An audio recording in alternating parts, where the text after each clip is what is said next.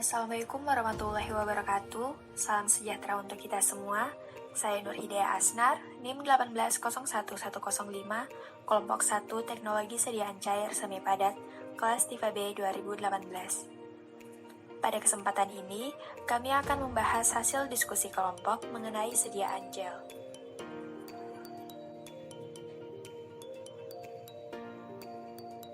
Pada video ini terdapat 5 poin yang akan kami bahas, di antaranya definisi gel, klasifikasi gel, karakteristik gel, bahan pembentuk gel, serta evaluasi sediaan gel. Definisi dari gel. Gel merupakan sistem semi padat yang terdiri atas suspensi yang dibuat dari partikel anorganik yang kecil atau molekul organik yang besar, serta terpenetrasi oleh suatu cairan. Baiklah, saya Dita Simoni dengan NIM 1801062 akan menjelaskan tentang klasifikasi gel. Gel dikategorikan berdasarkan dua sistem klasifikasi. Pertama, gel dibagi menjadi inorganik dan organik. Inorganik gel merupakan sistem dua fase yang biasanya menggunakan bentonit magma sebagai basis salep sekitar 10% hingga 25%. Organik gel merupakan sistem fase tunggal dan mengandung bahan pembentuk gel seperti karbomer dan tragakan. Yang kedua, gel diklasifikasikan menjadi hidrogel dan organogel. Hidrogel mengandung bahan-bahan yang dapat terdispersi sebagai koloid atau larutan dalam air, termasuk hidrogel organik, gom alam dan sintetik, hidrogel inorganik. Organogel merupakan tipe hidrokarbon, lemak nabati dan hewani, sabun dengan basis berminyak, dan gel hidrofilik. Bahan pembentuk gel yang digunakan petrolatum, minyak mineral, polyethylene glycol ointment. Baik, perkenalkan nama saya Yohana Lydia Saraswati dengan NIM 1801089 akan menjelaskan tentang karakteristik gel. Idealnya, bahan pembentuk gel yang digunakan untuk sediaan kosmetik dan farmaseutik harus inert, aman digunakan, dan tidak bereaksi dengan komponen lainnya. Gel harus menunjukkan sedikit perubahan viskositas pada saat penyimpanan maupun penggunaan. Karena umumnya, gel merupakan polisakarida alam yang mana cocok untuk pertumbuhan mikroba. Maka, harus mengandung pengawet untuk mencegah kontaminasi mikroba. Selain itu, gel untuk penggunaan topikal tidak boleh terlalu encer. Konsentrasi yang terlalu tinggi dari bahan pembentuk gel dapat menyebabkan gel sulit untuk dikeluarkan saat hendak digunakan. Karakteristik yang pertama yaitu mengembang. Gel dapat mengembang dan menyerap air. Pelarut berpenetrasi ke dalam matriks gel sehingga interaksi gel dengan gel digantikan dengan interaksi antara gel dengan pelarut. Yang kedua yaitu sineresis. Kebanyakan sistem gel mengalami kontraksi di bagian atas kedudukannya. Cairan bagian dalam dikeluarkan dan berkumpul pada permukaan gel. Proses ini dikenal dengan sinersia. Hal ini tidak terjadi hanya pada hidrogel organik, tetapi juga terjadi ketika konsentrasi polimer menurun. Mekanisme kontraksi berhubungan dengan relaksasi dan peningkatan tegangan elastis selama penyiapan gel. Ketika tegangan dibentuk, permukaan interstisial diturunkan melawan cairan. Yang ketiga yaitu aliran. Larutan dari bahan pembentuk gel dan dispersi dari padatan yang terfluktuasi menunjukkan aliran pseudoplastik, yaitu aliran non-Newtonian yang viskositasnya menurun dengan peningkatan tekanan.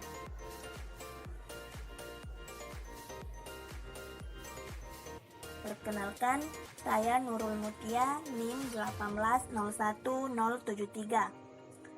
Saya akan menjelaskan tentang bahan pembentuk gel. Di sini terdapat 5 bahan pembentuk gel. Pertama, ada polimer alam dan polimer akrilik.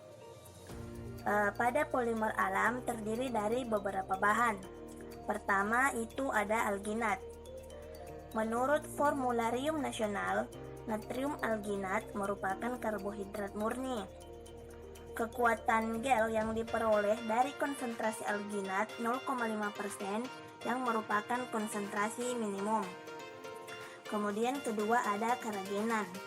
Karagenan merupakan hidrokoloid yang diekstraksi dari ganggang merah, yang merupakan campuran dari natrium, kalium, amonium, kalsium, dan ester magnesium sulfat.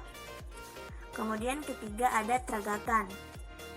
Tragakan didefinisikan sebagai gom kering yang akan mengembang di dalam air. Konsentrasi tragakan pada 2% atau di atasnya dapat menghasilkan gel, tetapi hidrasi dapat terjadi dalam jangka waktu yang lama, sehingga kekuatan gel maksimum dapat diperoleh setelah beberapa jam. Selanjutnya akan dijelaskan oleh teman saya. Perkenalkan, nama saya Tria Beatrix Sampe dengan NIM 1801100. Di sini saya akan melanjutkan materi dari teman saya. Yang keempat ada pektin. Pektin merupakan polisakarida yang ekstraksi dari bagian dalam kulit buah jeruk atau apel. Pektin juga biasa digunakan untuk sediaan jeli farmasetik. Gel dibentuk pada pH asam dalam larutan berair yang mengandung kalsium dan bahan lainnya yang mungkin menghindari gam. Yang kelima ada gam santan. Meskipun gam santan paling sering digunakan sebagai penstabil dalam suspensi dan emulsi pada konsentrasi di bawah 0,5%, tetapi konsentrasi yang tinggi dalam larutan berair dapat menghasilkan larutan yang kental seperti jelly. Yang keenam ada gam guar.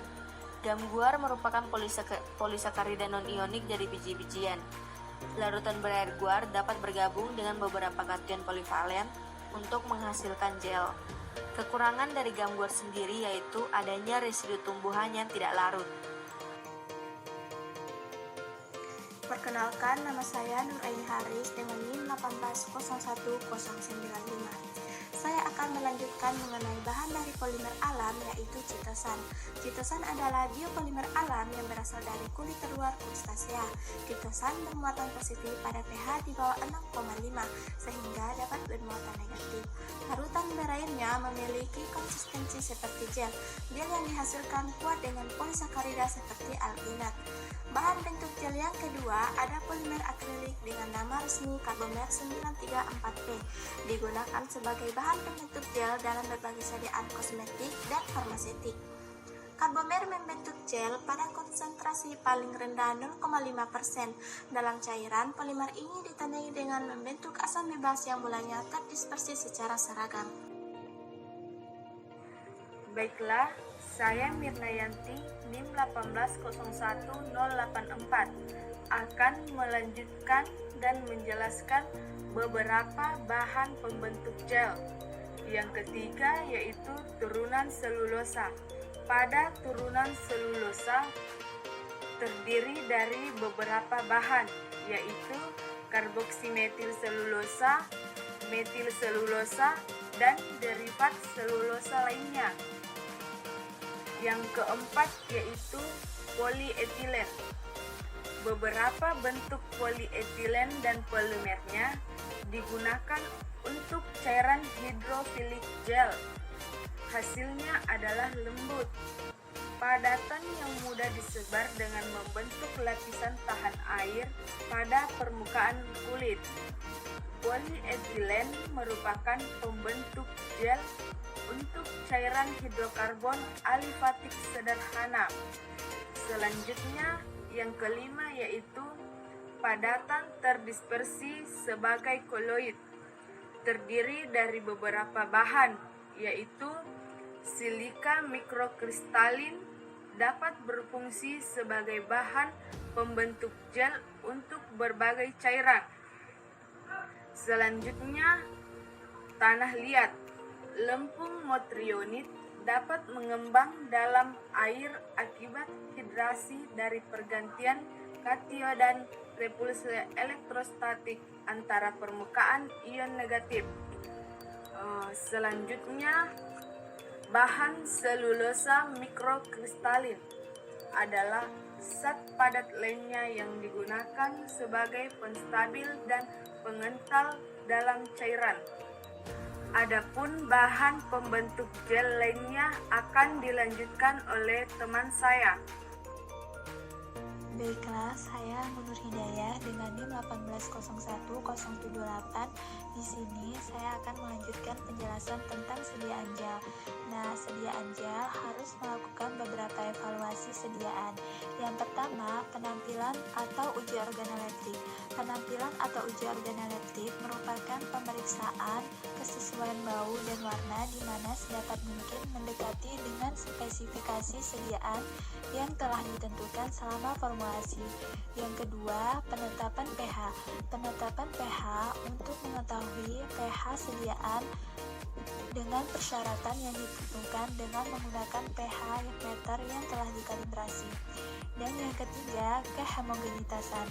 Pengujian homogenitas dilakukan untuk mengetahui apakah pada saat proses pembuatan gel, bahan aktif, obat dengan bahan dasarnya dan bahan tambahan lain yang diperlukan tercampur secara homogen. Nah, itu tadi penjelasan saya. Penjelasan selanjutnya akan dilanjutkan oleh teman saya. Perkenalkan, nama saya Nesti Laku dengan NIM 1801067. Baik, saya akan melanjutkan penjelasan dari teman saya mengenai evaluasi sediaan gel. Evaluasi yang berikutnya yaitu distribusi ukuran partikel. Nah, distribusi ukuran partikel ini dilakukan khusus untuk zat aktif yang tidak larut dalam basis.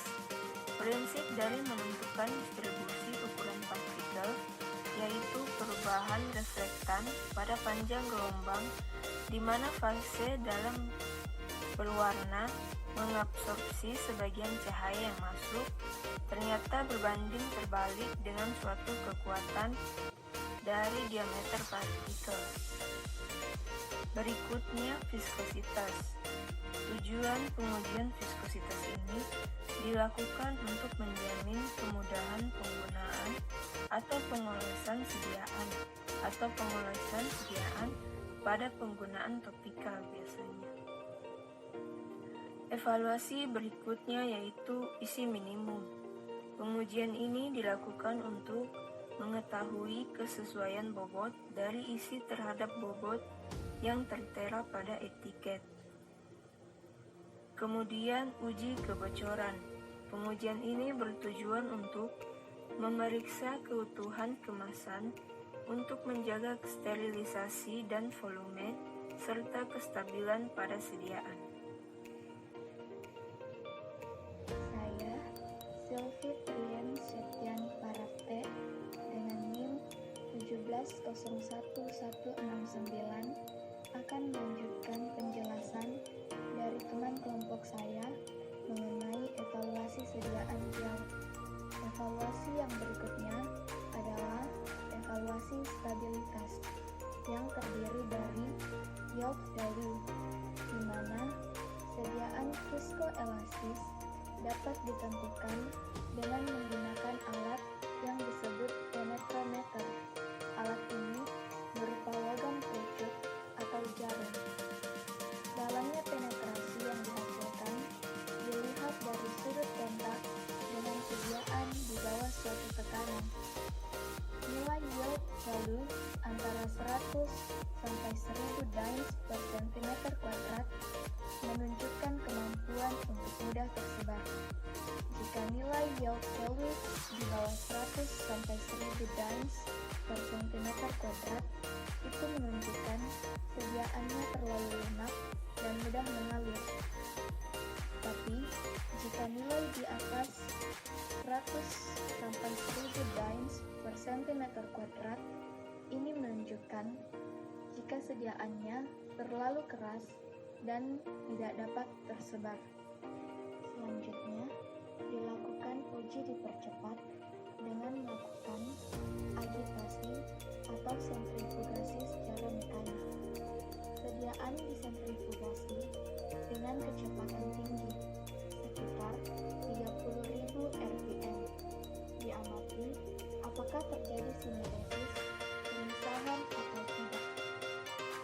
Selanjutnya, manipulasi suhu dengan cara sampel dioleskan pada kaca optik dan dipanaskan pada suhu 30, 40, 50, 60, dan 70 derajat Celcius. Kemudian, sampel diamati dengan bantuan indikator dengan melihat mulai suhu berapa terjadi pemisahan. Makin tinggi suhu, maka makin stabil sampel tersebut. Uji selanjutnya yaitu uji pelepasan bahan aktif dari sediaan gel. Uji ini memiliki prinsip mengukur kecepatan pelepasan bahan aktif dari sediaan gel dengan cara mengukur konsentrasi zat aktif dalam cairan penerima pada waktu-waktu tertentu. Dan evaluasi atau uji yang terakhir adalah uji difusi bahan aktif dari sediaan gel. Uji ini memiliki tujuan untuk mengetahui laju difusi bahan aktif dalam sediaan gel. Uji ini memiliki prinsip menguji difusi bahan aktif dari sediaan gel dengan menggunakan suatu sel difusi dengan cara mengukur konsentrasi bahan aktif dalam cairan penerima pada selang waktu tertentu. Itulah penjelasan dari evaluasi sediaan gel. Sekian dan terima kasih. Sekian pembahasan hasil diskusi sediaan gel kelompok kami. Terima kasih. Wassalamualaikum warahmatullahi wabarakatuh.